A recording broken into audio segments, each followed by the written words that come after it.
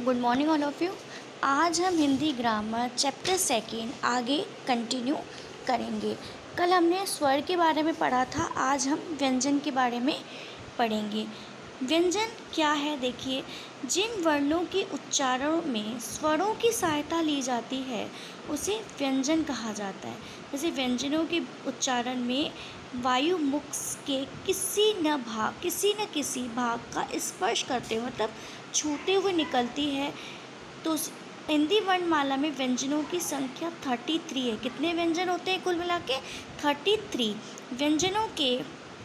व्यंजनों के भी 3 प्रकार होते हैं। जैसे स्वर के 2 प्रकार होते थे, कौन कौन से? ह्रस्व स्वर और दीर्घ स्वर। इसमें व्यंजन के भी कितने प्रकार होते हैं? 3 प्रकार। कौन कौन से? स्पर्श व्यंजन, अंतस्थ व्यंजन और ऊष्म व्यंजन। इसका फर्स्ट है स्पर्श व्यंजन। जिन व्यंजनों का उच्चारण करते समय वायु मुख के अलग अलग भागों को छूती हुई बाहर आती है, मतलब वायु जो निकलती है अलग अलग मुख के मतलब मुंह के अलग अलग भागों को छूती हुई बाहर निकलती है, तो उन्हें क्या कहा जाता है? स्पर्श व्यंजन कहा जाता है।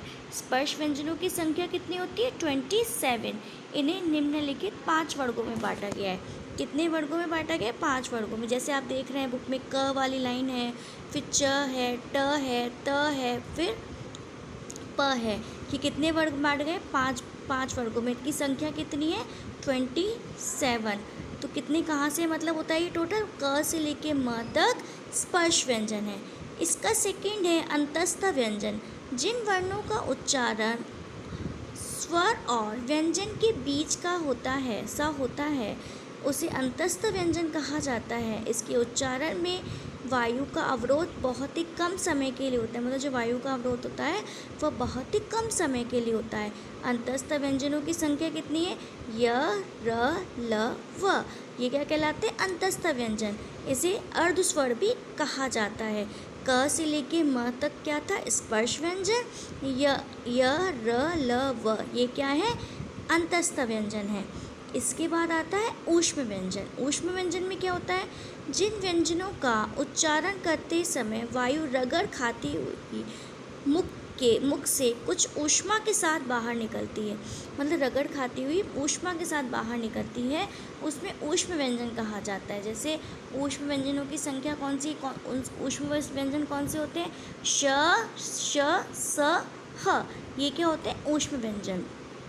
व्यंजनों को 3 पार्ट्स में डिवाइड किया गया है। देखिए, क से लेके म तक है स्पर्श व्यंजन, और य, र, ल, व क्या हो गए?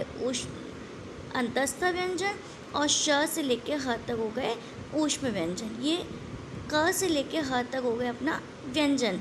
इसके बाद आता है संयुक्त व्यंजन।